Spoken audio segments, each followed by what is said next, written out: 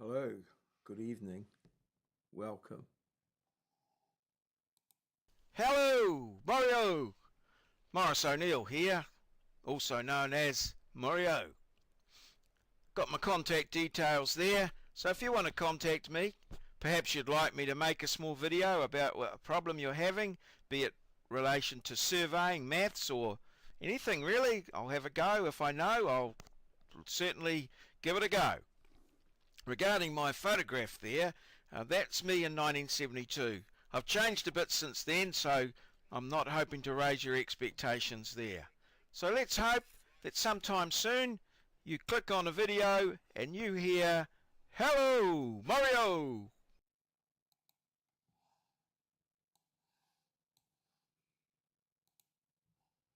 All right, we're here and we're ready. It's a bit chilly where we are here as well, just a little bit, not too much, but yeah, chilly-ish. Yes. All right, tonight's quiz. Scary shit down when down in Bondi. Yes, I've been watching it most of the day. Yeah, some um, interesting stuff there. I'd be interested to see what comes out of it.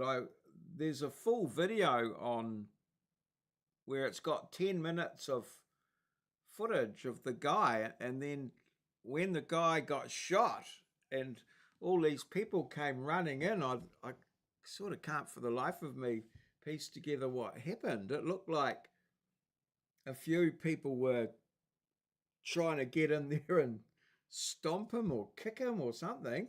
It it was quite chaotic, the video I saw. Um, and yes, I'm just so interested to see what the interpretation was. And then in a couple of the videos on X I was watching, there was um, these requests from reporters and things like from New York Times and um, somewhere in Britain and that to get hold of the footage and stuff like that. So yeah,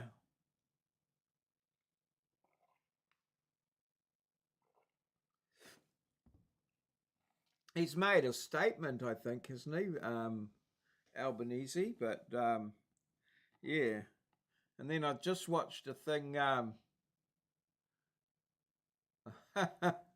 I just watched a thing where there was some lady bloody protesting at the vigil. I thought that was she was some stupid old bat. Right.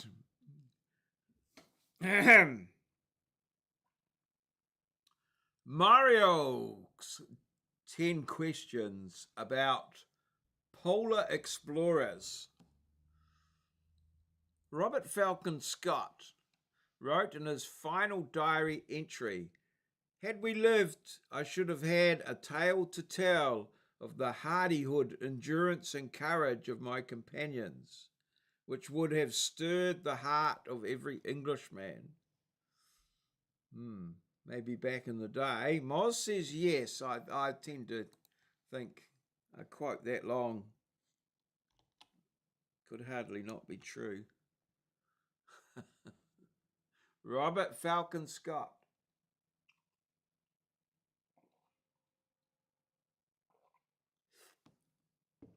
I'm just stepping outside. I may be some time.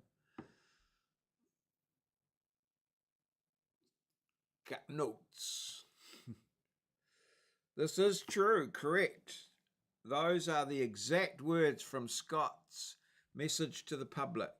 His last diary entry, 29th March 1912. The full line continues. Those rough nights and our dead bodies must tell the tale. These rough notes and our dead bodies must tell the tale. All right, so that's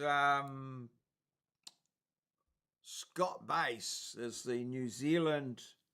Is it the New Zealand? I'm not sure. Well, we have Scott Base down at Antarctica, but I don't know whether the Americans are there as well. I think that might be the name of it. Anyway, let's move on to Shackleton.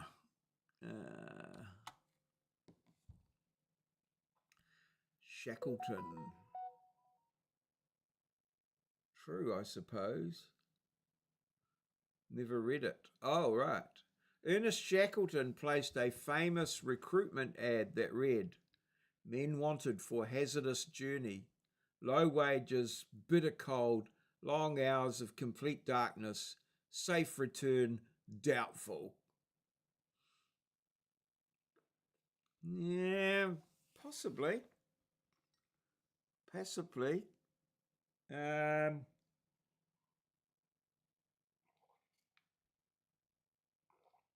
Yeah, possibly. I guess. Or, well, how could that not be true?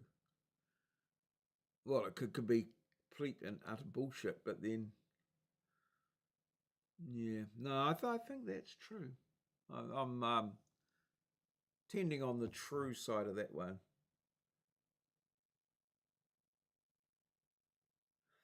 Don't want to get too tied down with Shackleton. Oh, right, yes. Tied up. Down. Yes, right. So that'll be true. Old Ernest Shackleton. It could be untrue by it not being Shackleton, but it being someone else. I don't know. Shackleton. He survived, I think. Shackleton survived. Correct, with a caveat. Oh. The ad is legendary and quoted everywhere, but no original copy has ever been found. Historians believe it's apocryphal, likely based on Shackleton's real blunt interviews, but embellished over time. Still, it perfectly captures the spirit of the Imperial Trans-Antarctic Expedition. Shackleton. Right. Yes.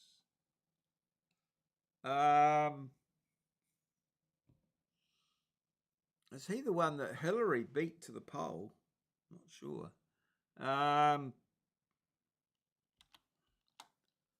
After he climbed Everest, Hillary went down to Antarctica and drove to the South Pole in Massey Ferguson tractors. Or something like that. Yeah.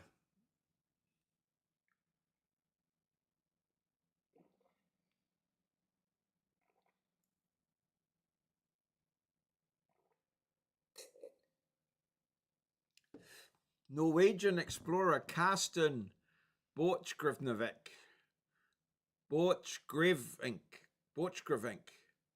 was the first man to spend a full winter on the Antarctic mainland, 1899, in a wooden hut, still standing today. Well, someone should go and pick him up. He'll be over 100 years old now, 126. Well, and plus however old he was when he started. Yeah. Norwegian. There's a lot that could be wrong with that, but yeah. Very dry climate down there. So I think things get preserved quite well. I can't even pronounce his name. I'm going true. But you could be right, Moz. Your intuition might be right.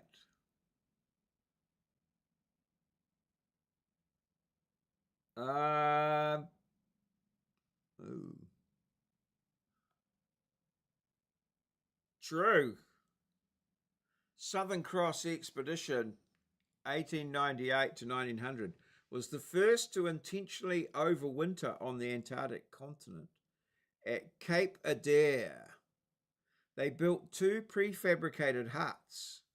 One, the living hut, collapsed long ago, but the storage huts still stand and is the oldest surviving building in Antarctica. Interesting, the storage hut still standing. Old Carsten. Yep, Carsten's hut. Right. Well, next. Next. So we've got, who have we got next? Polar explorers.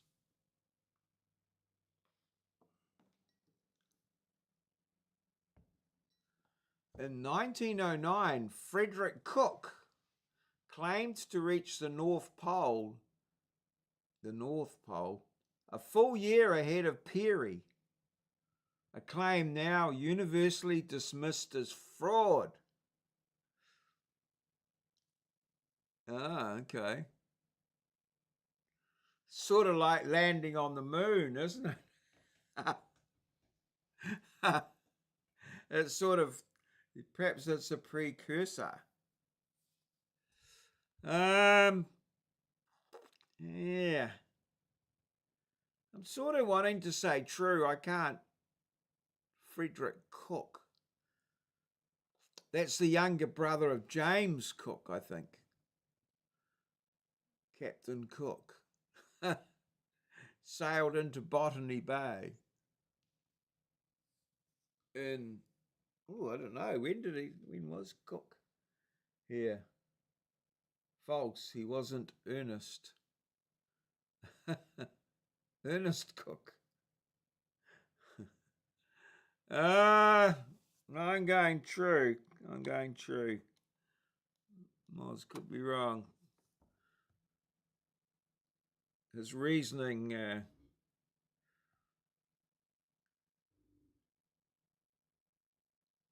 uh-oh. Oh no, Grok's going to crap out on us.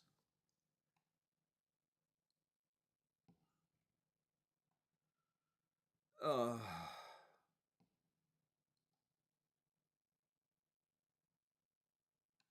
Heavy usage. Oh, dear me. Come on, Grok.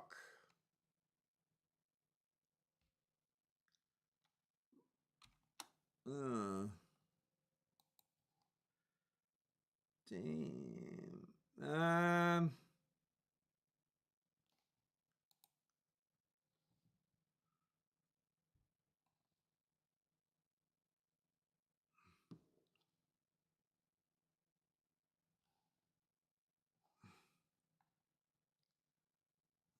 Okay. Oops.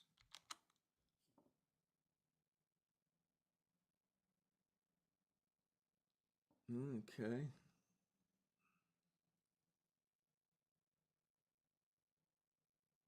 Oh, yeah. Trying.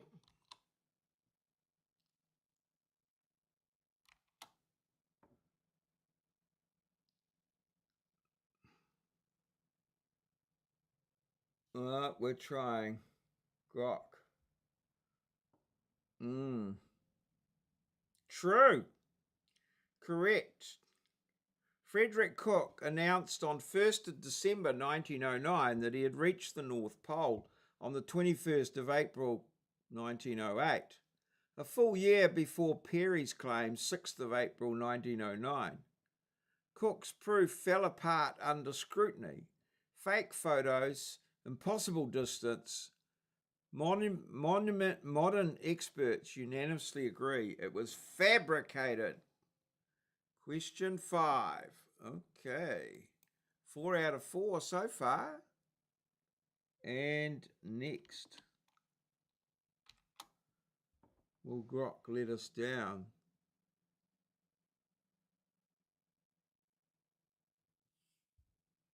Will Grok.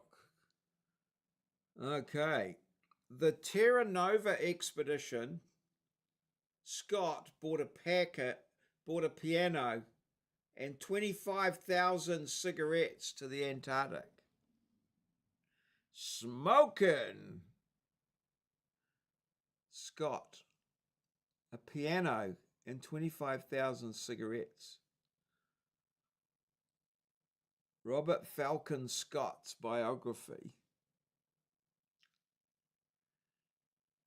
Wow, didn't help him. He didn't get back. Right. Okay, question 5. I can... no. 25,000. I'm going to go true just to see what happens. Oops, now he's going to make us do some bloody work. Okay, let's see what Grok has to say about this.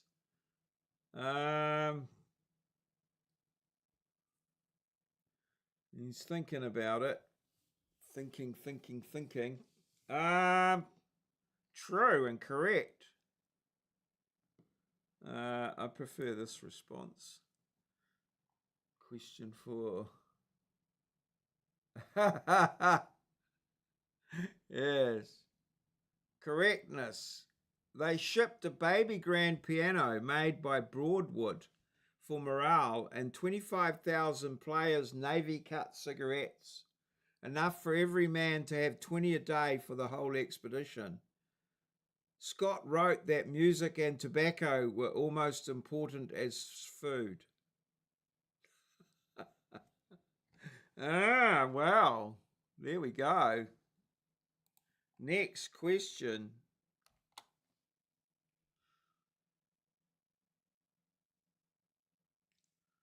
5 out of 5.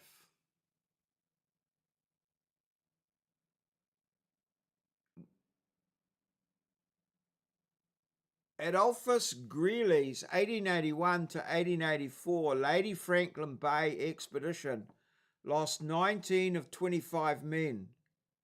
The worst death toll of any 19th century polar exploration. 19 men left and 6 returned. Sounds almost as bad as Custer's little expedition into the Black Hills. Yes.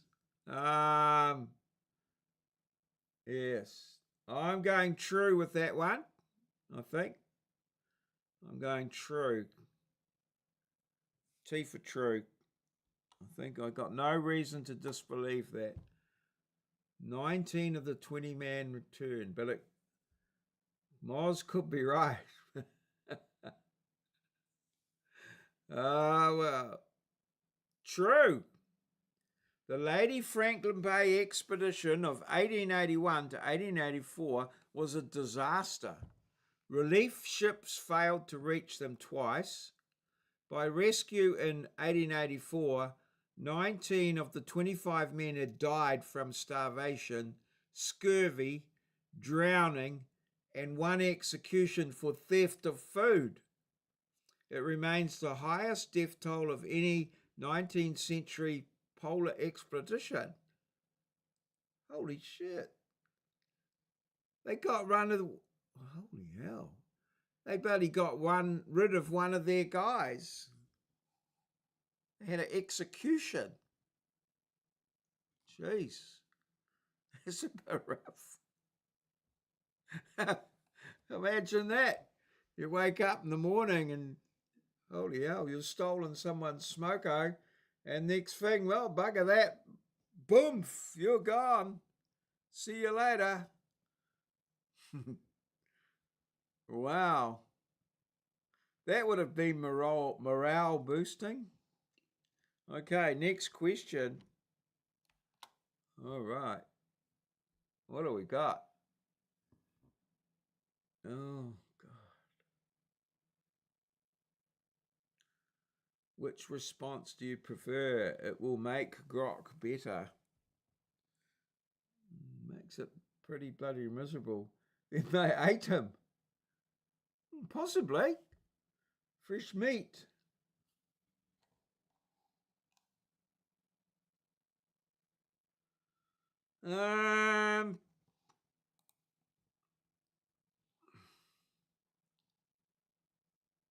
The Soviet icebreaker Arctica was the first surface ship to reach the North Pole in 1977. I reckon this is false. I reckon that there was another one before this. Obviously, the first one. I'm going to go false. I'm going to agree with Moz on this one.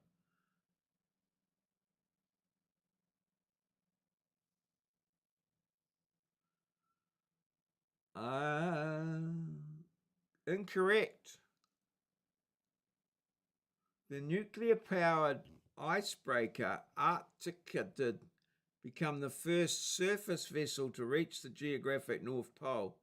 The USS Norton was the first submarine in 1958 under the ice. Oh, the nuclear-powered icebreaker. Okay. To reach the North Pole. Oh, okay.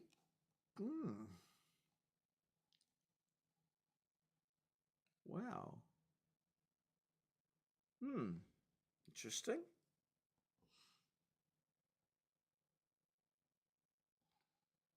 That I don't know. That sounds a bit weird.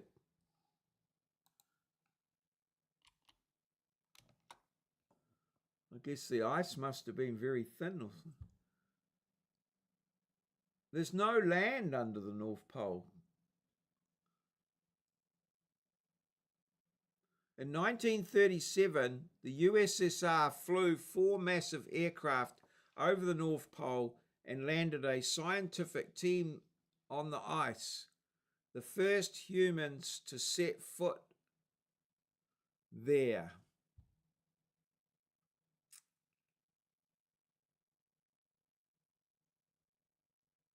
(1937), the North Pole. The Russians. Wow.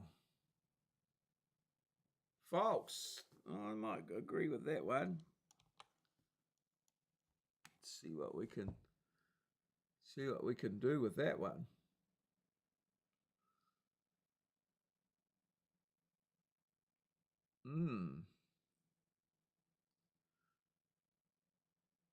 Correct. On May 21st, 1937, a single Soviet Ant-6 aircraft piloted by Mikhail Vodopovanov landed 4 men, Papanin, Krenkel, Shurov, and Fedorov, on the ice near the North Pole, the first confirmed humans to set foot on the polar ice cap. They drifted 2,740 kilometers on Ice Station North Pole 1 for 9 months.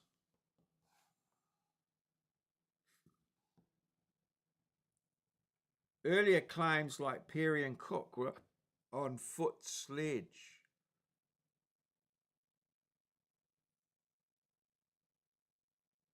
Oh, right. The first confirmed humans.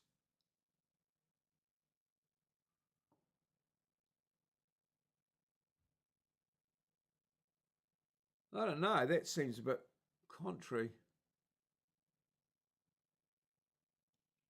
Well, okay. The other guys were there. I think that's a bit screwed up. Anyway, two more. Question 9. Right. Yes. One question. Right. Wally Herbert's 1968 to 69 British Trans-Arctic expedition was the first undisputed surface crossing of the Arctic Ocean from Alaska to Spitsbergen via the North Pole. Yep, I'm going true on that one. Good old Wally Herbert. I think true. T for true for good old Wally. Yeah. Okay. Moz is still basking in the glory of his victory. Wally Herbert. Yes, the British are quite reliable, honest folks, really. The penultimate question. Correct. Wally's four-man team with dogs left Point Barrow, Alaska, 21st February 1968, reached the North Pole on 5th of April 69, and finished at Spitsbergen on 29th of May 69. Only 14 days. Oh, no. A month and a bit. Oh, yeah. February 68 to April 69. Wow. 476 days. I mean, when they got to Spitsbergen, they were obviously not that far from the pole. Final question 10. Question 10. Oh no, next. Serrano Fines. Isn't he a bit of he's an actor or something? Or isn't he the guy that shagged the air hostess or something? I know he did something weird on an airplane. Ranulph Fiennes and Charles Burton became the first people to reach both poles by surface travel in a single journey, 1979 to 82. The circumpolar dream. Yeah, here's a bit of a lad, I think. Ranulph Fiennes. Well, it might have been the second, I'm not sure. Anyway, what say we? Oh, I reckon that's true. Got to give old Ranulph his due. Yeah. I guess he might have tried to join the Mile High Club on the way home or something as well. Knock off two birds with one stone, so to speak. T for true. Two birds at once or something like that, but bit of an illustrious fellow, I think, Ranulph. Correct. As part of the Transglobe Expedition 1979 to 1982, Ranulph Fiennes and Charles Burton circumnavigated the Earth via both poles entirely by surface means, ships, snowmobiles, and man-hauling. They reached the South Pole in December 1980 and the North Pole in April 1982, the first verified surface visit to both poles in one continuous expedition. 9 out of 10, Lord of the Last Degree. You conquered Scott's Diary, Shackleton's Ad, Bolshevik's Hut, Cook's Fraud, Scott's Luxuries, Greeley's Tragedy, the 1937 Soviet landing, Herbert's Crossing, and Fiennes Burton's Double Pole. Only the Arctica's 1977 surface travel slipped through the crevices. Well, there we go. Thank you, Moz. Mile High Club flew by himself. Yes. Okay. This has been Mario's 10 questions about polar explorers.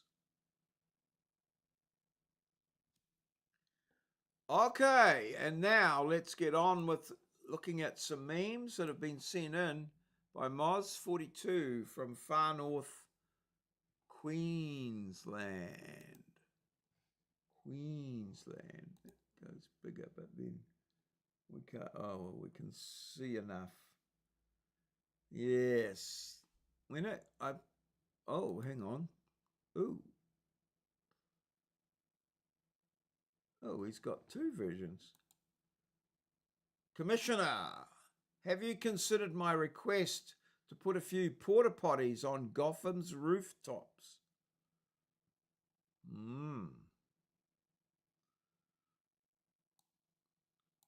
Oh.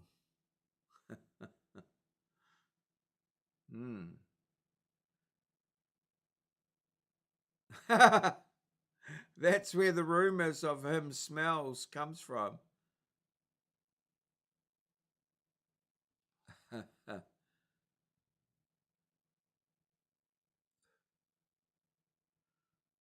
Somehow the second image here showing the whole chimney made it even funnier. Right.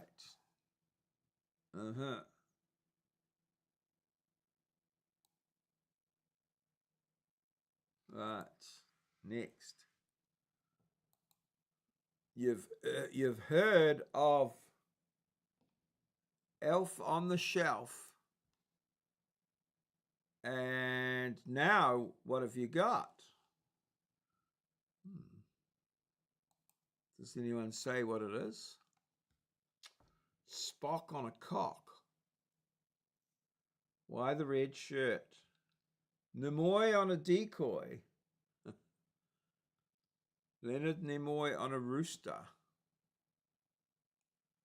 Oh my. That's a Spocky cocky.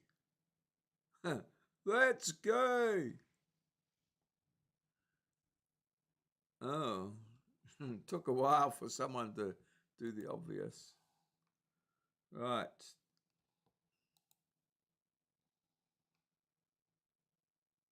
Don't play with super glue. Right, we've got to get that down smaller. That's about it there. Okay, and we'll drop this down. There we go. Got it. Don't play with super glue. Spock. This ain't right. It just ain't right. Yes. Okay, let's bring it back up here. What do we have? Items that have stood the test of time. Yes, the safety pin, the paper clip, the hairpin. I think the guy put the crinkle in the hairpin, and the Bic biro. Wow. Yes. Great little pea shooters, those. Take the middle out of them and fire nice grains of rice at your fellow classmates. Quite a good rate of fire. 20 grains a minute. 2 grains a second or something. Yeah. Great stuff. Now, oh, here we go. Kate and Edith both were mine. I learned that what they say is true. You can't have Kate and Edith too. I once loved 2 girls at a time. Kate and Edith both were mine. I learned that what they say is true. You can't have Kate and Edith too. Yes. Kate and Edith. I once loved 2 girls at a time. Wow. Now I have a machine gun. Ho, ho, ho.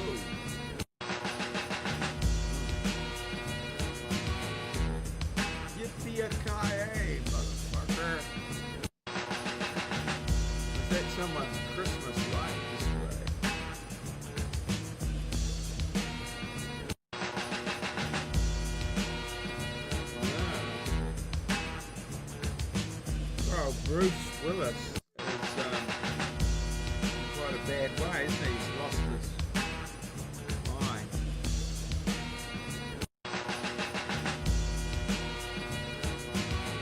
Die Hard was the best Christmas movie ever.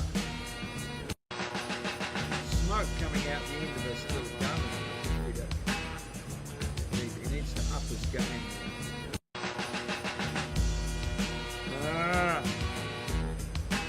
Right, and what do we got here? Oh, yes.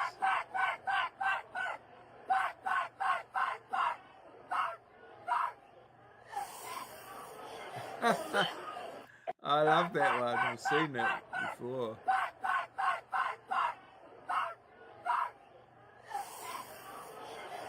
Didn't see that coming. Kruger is still falling.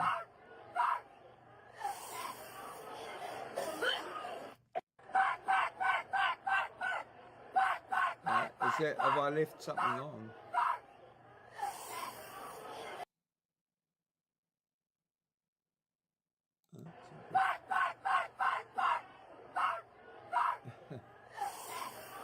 Oh, it's better every time I see it. Kruger.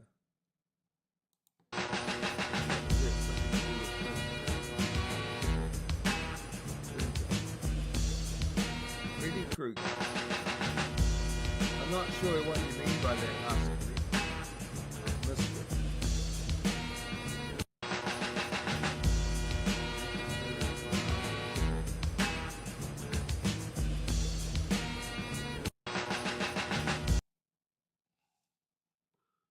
Okay.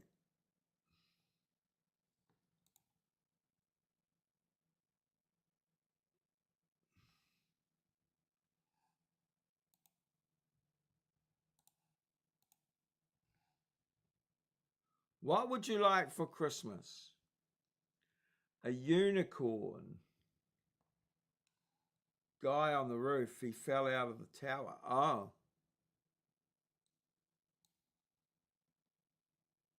Right. A unicorn. Be realistic. A government that doesn't violate my rights. What color unicorn?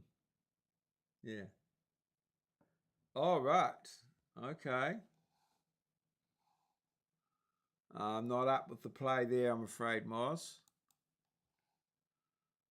Okay, what have we got here?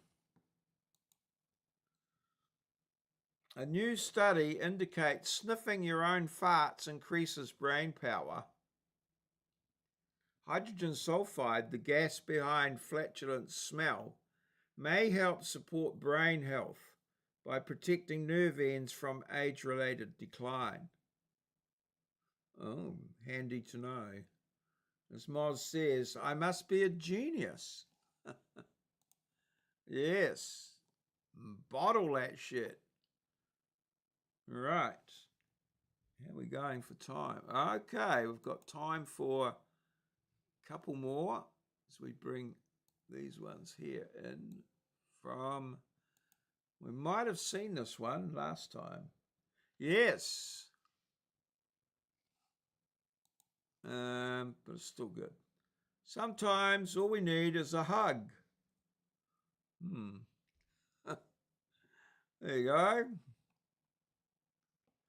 You can fart and hug at the same time. Right. Got that one out of the way. Next. Odin 680. Sorry, I haven't been to work this week because I overheard my neighbours arguing. Apparently, he cheated on his wife and she said she's going to screw all the neighbours to shame him. So just kind of waiting my turn. Yes. Yeah, I thought I showed that last time. But just in case you'd forgotten.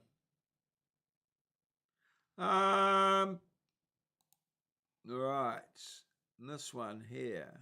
Oh.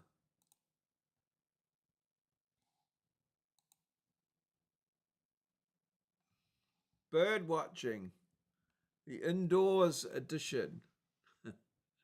Yes, for sure. Tasty looking bird.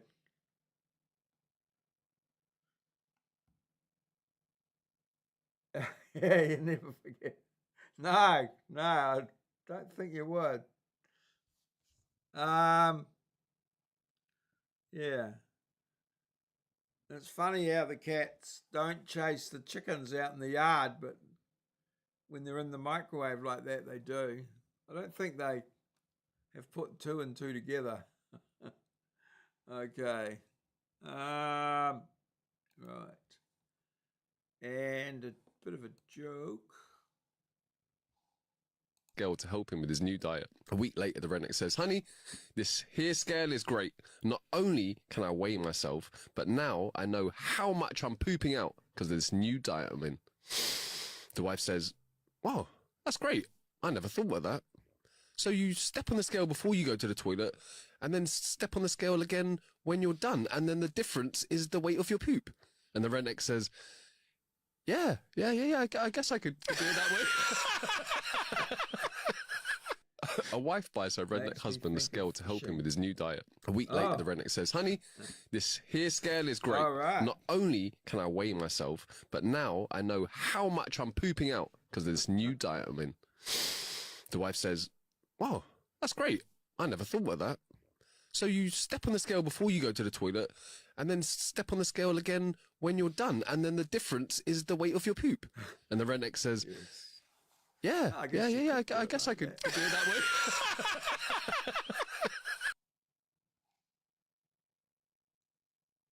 Oh, this is just one I included in here for my I made DIY this rocket rocket stove for a total stove. cost of $6.08. Quite clever, actually. I needed 16 bricks, You know, and I got them for 38 cents a piece $6. at the local Home Depot. Here's how you can make one. We'll start with a flat surface.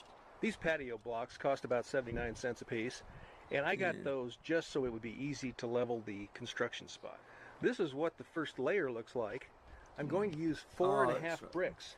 Now I bought 16, so I broke one in half, and it's going to go in a corner. But there's your first layer. For the second layer now, you could do your we're going coffee. to arrange the bricks just a little differently. We're going to put each brick so that it overlaps a joint.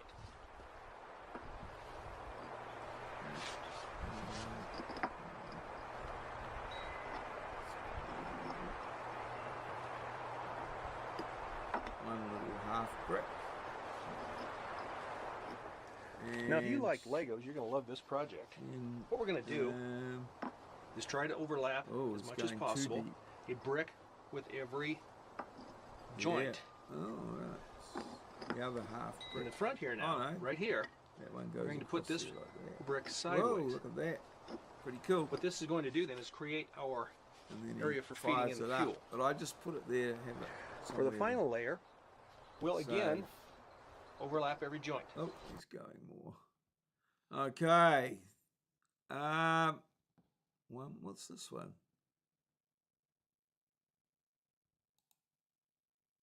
And touch the sound Oh, this one. Yeah. and in the naked light I saw Incredible. 10,000 people maybe. People talking without speaking. Every now and again he sharpens up his little hammer. I'm listening. People writing songs. Their voices never share. Pointillism, I think it's called. Disturb the sound There we go. of silence. Fools say now you do not know. See it all shaping up Silence like like a that. cancer grows. Hear my words That and is my pretty mind good. reach you. Play my Finally. and my mind reach you.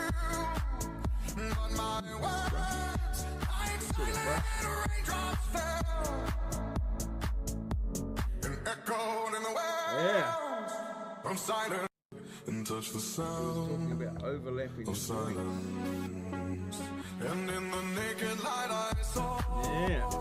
That's pretty awesome. people Yeah, do a bit of work on rocket strobes. Oh, gone way over. There's that inscrutable little Japanese man is there. Oh, perfect. Perfect place to stop. Right there. Okay. There we go. That's all. Ah. Yes. Oh, they're quite nice little burners, sort of. Need a long, thin brick rather than... All right. This has been a Maurieo presentation recorded live in our lovely little studio in downtown Ngaruawahia. The Big Smoke in Aotearoa, New Zealand, a place where Kiwis live in a paradise we like to call God's own country. Good night and good gardening to you all. Mars says good night. I'm being earnest when I say cheers. Big ears. Ernest Shackleton. Okay, don't let them tie you down. All right, extra bloody marvelous. Good night and good gardening to you all.